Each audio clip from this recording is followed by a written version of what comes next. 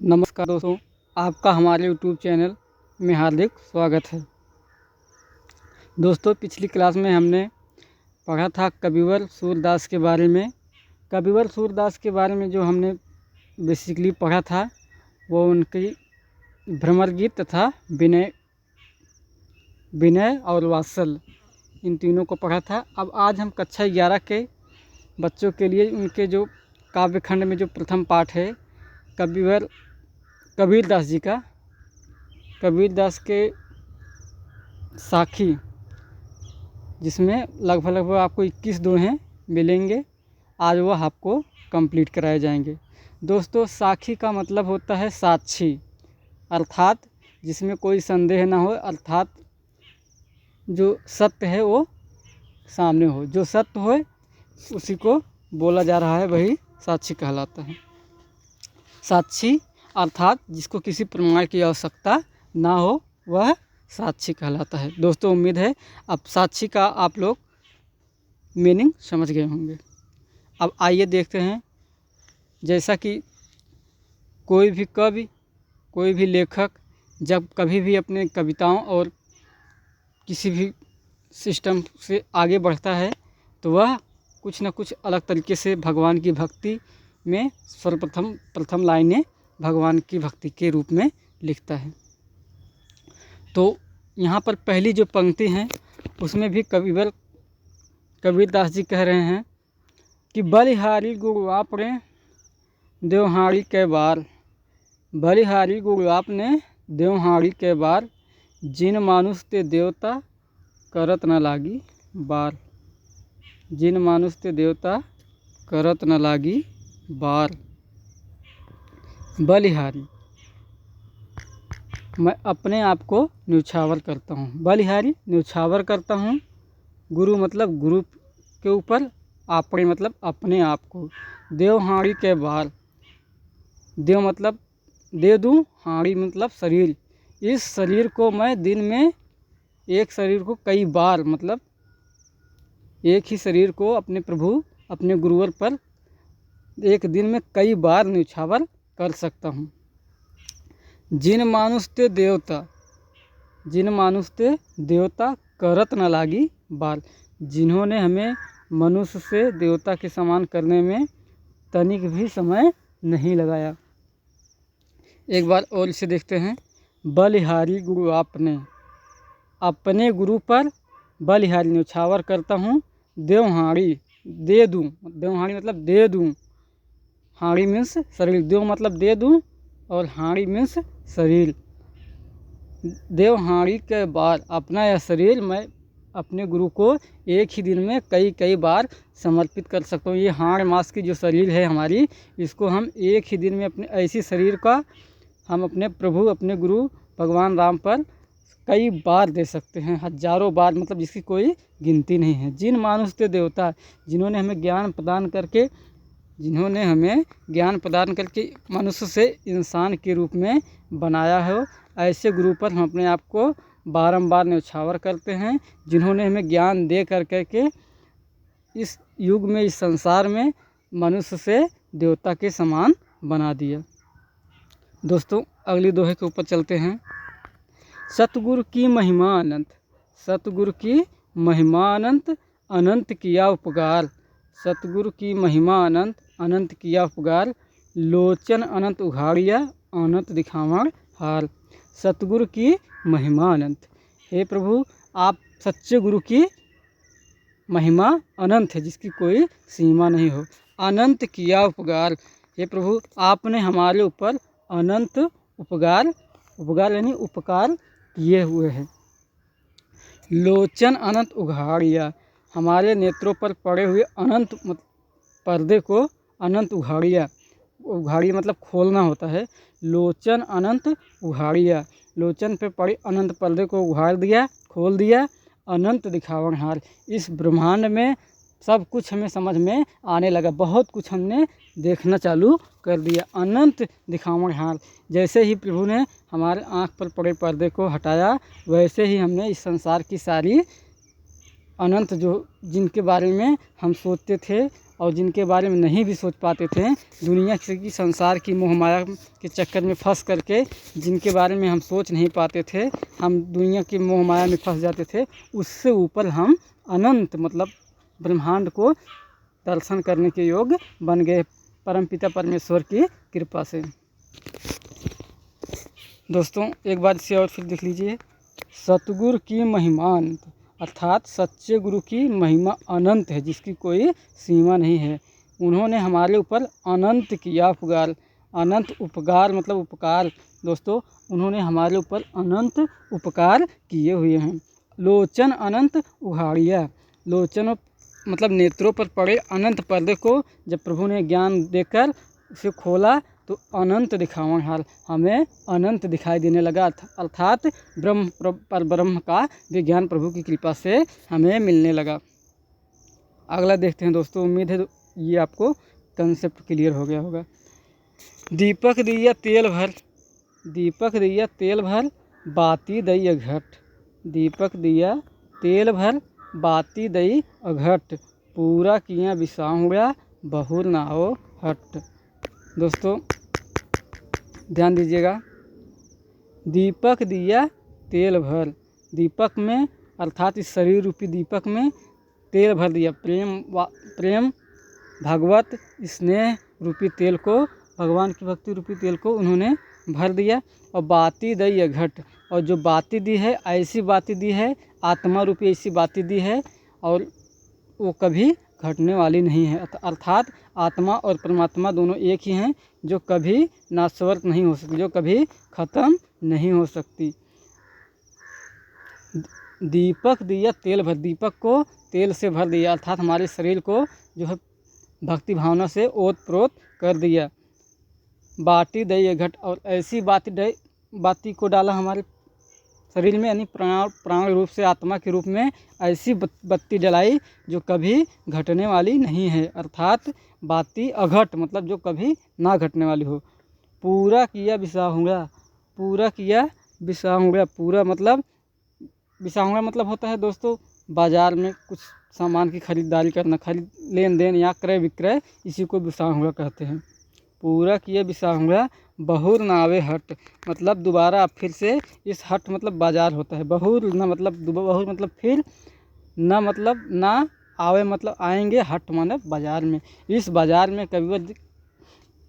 कबीरदास जी कहते हैं कि प्रभु ने हमें दीपक के रूप में इस संसार में भेजा और प्रेम और भक्ति के रूप में इसमें जो है तेल को भर दिया। भगवत स्नेह के रूप में इसने जो है तेल को भर दिया प्रभु ने। बाती दई घट, ऐसी बत्ती डाली कि जिसमें जो कभी घटने वाली ना हो। पूरा किया बिसाहुड़ा, अर्थात हमने संसार के मोह माया रूपी बाजार में क्रय विक्रय मतलब जन्म और मृत्यु के चक्कर से छुटकारा पा लिया है। हमारा जन्म और मृत्यु जो हमें कंसेप्ट था वो हमारा क्लियर हो गया है। बहुर ना आओ हट, फिर से हमें दोबारा इस संसार में नहीं आना है। आगे देखिए, बूढ़े थे पर उबरे, बूढ़े थे पर उबरे, डूबने वाले थे कि पर हम बच गए। उबरे मतलब बूढ़े थे मतलब डूबने ही वाले थे, पर मतलब लेकिन उबरे बच गया। गुरु की लहर चमक, प्रभु यानी भगवान श्री राम परमपिता परमेश्वर की कृपा हम पर पड़ी और गुरु की लहर चमक, गुरु की जो ज्ञान है उसके प्रकाश की लहर जो है हमारे ऊपर पड़ी और हमारा जो है उद्धार हो गया। भेड़ा देखा जर जरा, बेड़ा यानी बेड़ा, बेड़ा मतलब भेड़ा जो होता है उसको बेड़ा मतलब बोलते हैं। बेड़ा वो है नहीं, बेड़ा नौका वाला बेड़ा, उसी को आप समझ लीजिए, वही बेड़े की बात हो रही। भेड़ा देखा जर जरा, जब हमने देखा नाव का बेड़ा जो था वो जर्जर था, मतलब जीर्ण शीर्ण कमज़ोर था। उतर पड़े फरंक, तुरंत ही, फरंक मतलब तुरंत ही हम वहाँ से झट से उतर गए। बूढ़े थे पर उबरे गुरु की लहर चमक, बूढ़े थे पर उबरे गुरु की लहर चमक, और भेड़ा देखा जर जरा कूद पड़े फरंक या उतर पड़े फरंक। एक बार इसको और देख लीजिए, बूढ़े थे पर उबरे, हे प्रभु हम तो डूबने ही वाले थे कि बच गए।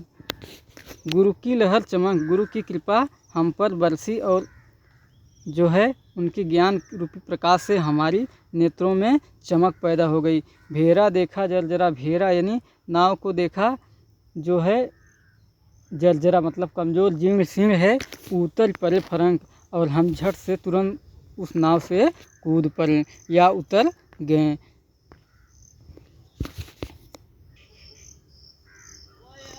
चिंता तो हर नाव की और न चिंता दास, चिंता तो हर नाव की और न चिंता दास, जे कस चितवे राम बिन सोए काल की पास।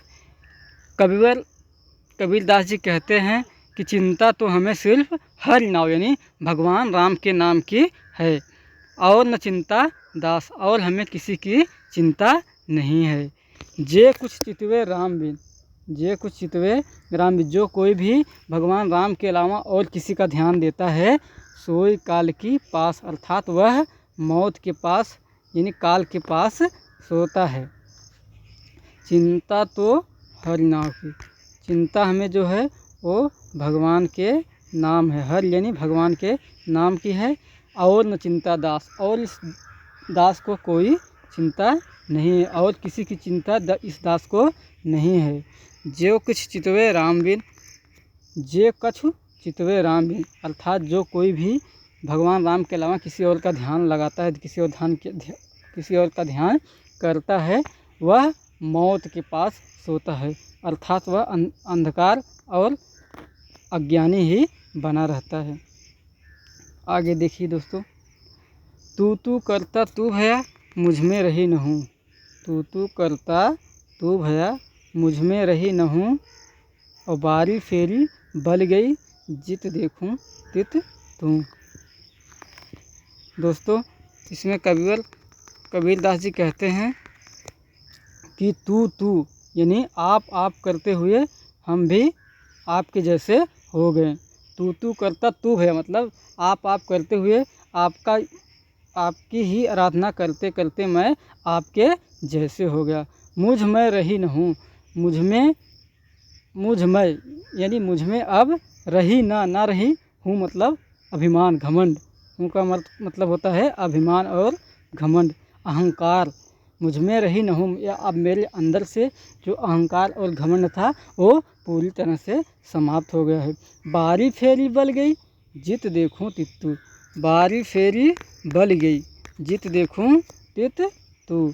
बारी फेरी मतलब आने जाने का चक्कर जो होता है यानी जन्म और मरण का जो चक्कर होता है वो ख़त्म गई, बल गई मतलब जर गई। बारी फेरी आने जाने का चक्कर जो आत्मा परमात्मा का भगवान ऊपर आना जाना किसी इंसान का जो जन्म और मृत्यु का जो ये बंधन था जिसमें बार बार आना और जाना था, जब हमें ये पता चल गया कि आत्मा ही परमात्मा का अंश है, आत्मा जो है ये परमात्मा का अंश है, जब हमें ये पता चल गया कि आत्मा ही परमात्मा है, परमात्मा ही आत्मा है, तो जित देखूं तित तू। हे प्रभु अब मैं जिधर देखता हूँ जहाँ भी देखता हूँ आप ही आप नज़र आते हो।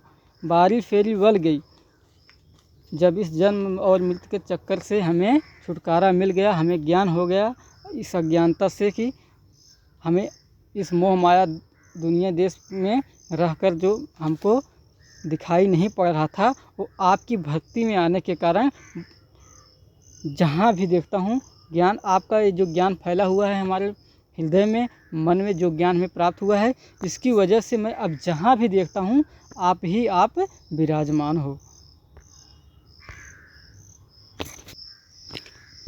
कबीर सूता क्या करे काहे न देखी जाग, कबीर सूता क्या करे काहे न देखी जाग, जाके संग ते बिछोड़ या ताही के संग लाग। कबीरदास जी कहते हैं कि हे मूर्ख सोते सोते क्या कर रहा है, काहे न देखी जाग, आखिर जाग कर क्यों नहीं देखता, सो सोकर क्यों परेशान है। कबीर सूता क्या करे, सोता हुआ व्यक्ति आखिर क्या करे, काहे न देखी जाग, जाग कर क्यों नहीं देख लेते हो। जाके संग ते बिछुड़िया, जिसके संग से तुम बिछुड़ रहे हो, जिसके डर से तुम भाग रहे हो ना, ताही के संग लाग, उसी के साथ तुम्हें अंत में तुम्हें वहीं पर जाना पड़ेगा। दोस्तों समझ में आ रही है बात कि नहीं? कबीर सूता क्या करे। कबीर दास जी कहते हैं कि सूता का अर्थ यहाँ पर होता है अज्ञान और अंधकार में क्या कर रहे हो, काहे न देखी जाग, क्यों नहीं प्रभु परम पिता परमेश्वर की कृपा से काहे विद अपने आप में शक्ति का प्रयोग क्यों नहीं कर रहे हो, काहे न देखी जाग, जाग करके एक बार अवश्य आप देख लीजिए। जाके संग ते बिछुड़िया, जिस परम पिता परमेश्वर के यहाँ जाने से आप डर रहे हो, जिनकी भक्ति में आपको लीन होने से डर रहे हो, जिनकी भक्ति नहीं करना चाहते हो,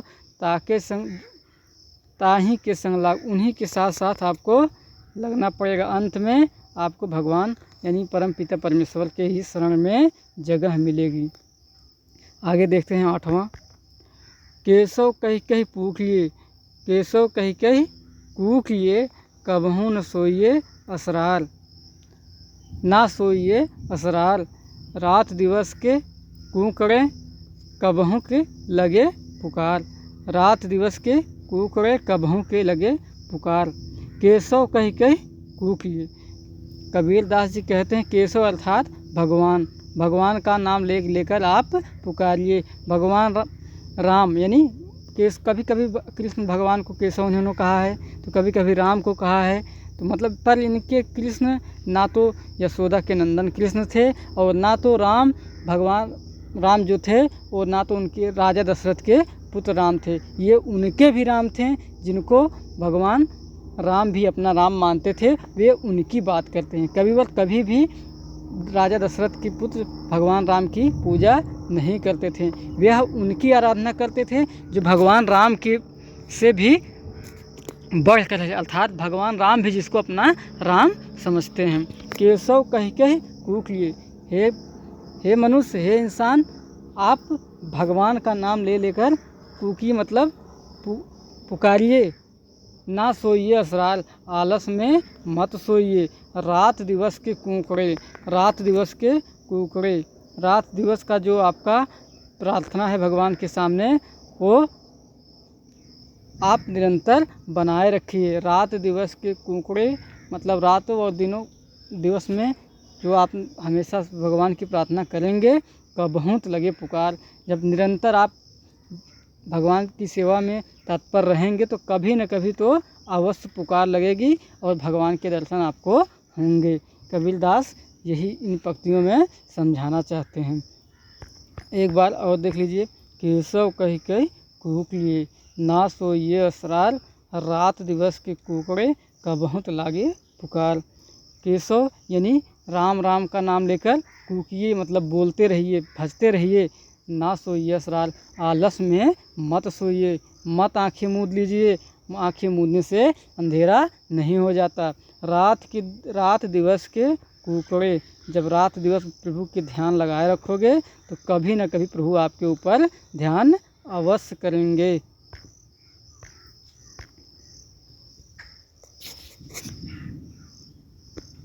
लंबा मार्ग दूर घर, विकट पंथ बहुमार। लंबा मार्ग दूर घर, विकट पंथ बहुमार। कहो संतो क्यों पाइए, दुर्लभ हर दीदार। दोस्तों कबीर दास जी कहते हैं मार्ग बहुत लंबा है, प्रभु के पाने का मार्ग बहुत ही लंबा है। विकट पंथ बहुमार, विकट मतलब परिस्थितियाँ बहुत मुश्किल हैं, विकट है, कठिन रास्ता जो है बहुत ही कठिन है। विकट मतलब बहुत कठिन है, पंथ मतलब रास्ता, बहुमार यानी बहुत ज़्यादा परेशानियां हैं।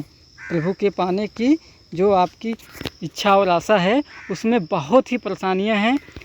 कहो संतो क्यों पाइए, कबीर दास जी कहते हैं ये संतो बोलिए क्यों पाइए, कैसे पाइए। दुर्लभ हर दीदार, इतनी आसानी से प्रभु के दर्शन कैसे पाया जा सकता है। अर्थात भगवान के पाने का रास्ता, भगवान की प्राप्ति का रास्ता बहुत ही मुश्किल है। एक बार फिर से देखिए दोस्तों, लंबा मार्ग, मार्ग रास्ता बहुत दूर है, लंबा मार्ग और घर उनका बहुत दूर है। विकट पंथ बहुमार्ग, रास्ते में बहुत कठिनाइयाँ हैं और बहुत ही मुश्किलें हैं। कहो संतो, हे संतो कहिए, क्यों पाइए, कैसे पाइए, अर्थात ये संतो आप ही बताइए कैसे भगवान का दर्शन होगा। दुर्लभ हर दीदार, इतनी आसानी से भगवान का दर्शन नहीं होने वाला है। आगे देखते हैं दोस्तों, यह तन जालो मस करो, लिखो राम को नाम। यह तल जानो मस करो, लिखो राम को नाम। लेखन करियो करंक की, लिख लिख राम पठाम। कबीरदास जी कहते हैं, प्रभु मैं अपने इस शरीर को आपकी भक्ति में, आपकी सेवा में इतना लीन कर दूंगा, इतना तल्लीन कर दूंगा कि ये जो है इसको जला डालूंगा। इसको जलाकर, यह तन जालो, इसको जला डालूंगा। मस करो यानी इसी से स्याही बना दूंगा। लिखो राम का नाम, और राम का नाम लिखूंगा। लेखन करूँ करंक की, और लेखन यानी लेखनी, लिखने के लिए हम करंक यानी हड्डियों की, इस मतलब शरीर की इस हड्डियों का कलम लूँगा और उसी से हम इसकी लेखन करूँ करंक की, हड्डियों के कलम से मैं जो है लेखनी करूँगा। और लिख लिख राम पठाऊँ, और क्या लिखूँगा, राम नाम लिखूँगा, और वह भी भगवान राम को ही भेजूँगा, भगवान राम को ही पठाऊँगा। यह तन जालो मस करो, लिखो लिखो राम का नाम। यह शरीर जलाऊँगा, मस यानी स्याही बनाऊँगा इसका, और राम का नाम लिखूँगा। किससे, हड्डियों से। लेखन करूँ करंक की, लिख लिख राम पठाऊँ, और लिख लिख कर भगवान राम को ही, राम का नाम लिखकर उन्हीं को हम समर्पित करेंगे। कै बिरहिन को मीच दूँ, कै बिरहन कै मीच दूँ, कै आपा दिखलाए।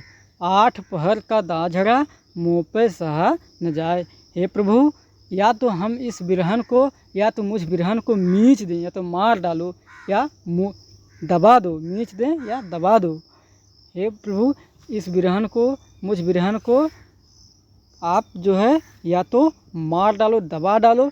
कै आपा दिखलाए, या तो प्रभु आप अपना दर्शन मुझे दे दीजिए, या तो आप अपना दर्शन मुझे दिखला दीजिए, अपनी शक्ति का एहसास मुझे करा दीजिए। आठ पहर का दाझड़ा, दोस्तों 4 पहर दिन में होते हैं और 4 ही रात में होते हैं। सुबह, शाम, दोपहर और रात्रि। बिल्कुल इसी तरह से रात्रि के भी अपने 4 पहर होते हैं। कुल मिलाकर 8 पहर, उसी पहर की बात यहाँ पर की जा रही है। 8 पहर का दाझड़ा मुँह पे सहा न जाए। मुझसे हे प्रभु 8 पहर का दाझड़ा मतलब 8 पहर का जलन जो है मुझसे बिल्कुल कतई बर्दाश्त नहीं हो रहा है। इसे एक बार फिर से देखिए दोस्तों, कै बिरहन के मीच दूँ, या तो इस बिरहन को मीच दो, मार दो, दबा दो। कै आपा दिखलाए, हे प्रभु या तो आप अपना हमें दर्शन दे दीजिए। 8 पहर का दाझड़ा, 8 पहर का दाझड़ा, 8 पहर का जलन हमसे मुँह पे मतलब हमसे सहा न जाए। हे प्रभु अब मुझसे अत्यधिक 8 पहर का जलन मुझसे बर्दाश्त नहीं होगा।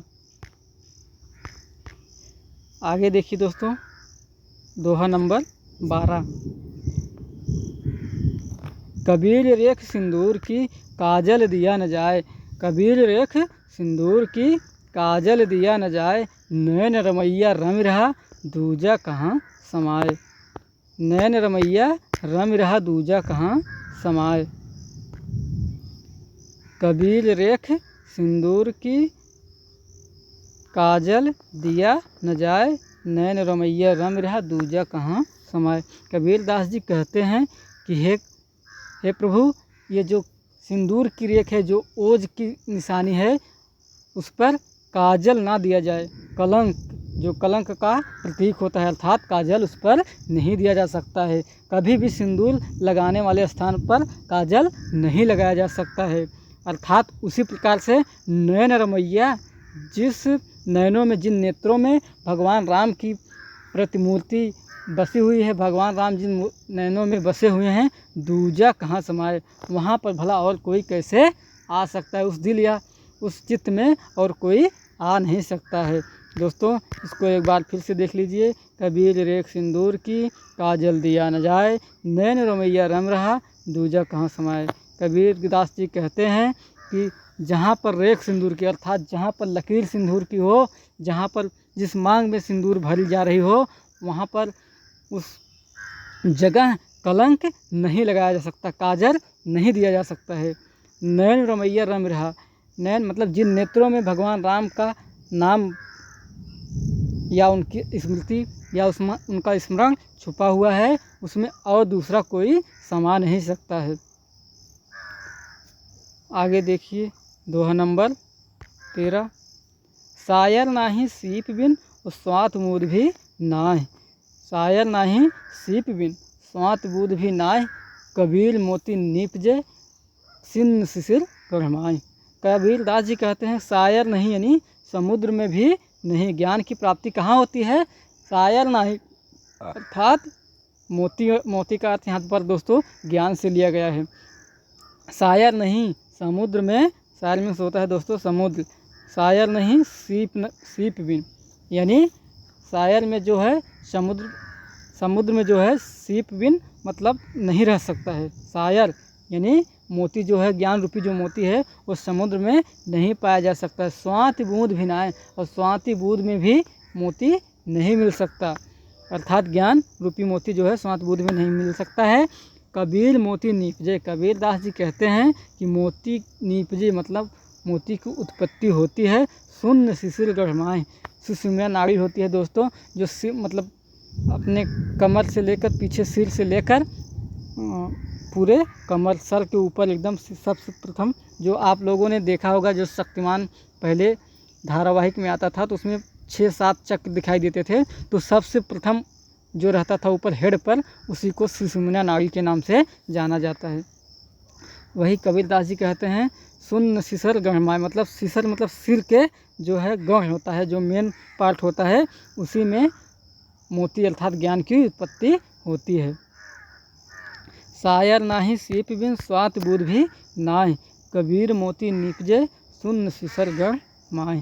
शायर नहीं सीप बिन, शायर जो है मतलब मोती जो है सीप में भी नहीं होता, स्वात बूद भी नहीं मतलब ज्ञान जो है स्वात बूद में भी नहीं है। कबीर मोती निपजे, कबीर दास जी कहते हैं कि मोती की उत्पत्ति होती है शून्य शिशिर गढ़माय, सिर के प्रथम वाले भाग पर मस्तिष्क सुषुम्ना नाड़ी में जो है ज्ञान की प्राप्ति पुरुषों को होती है।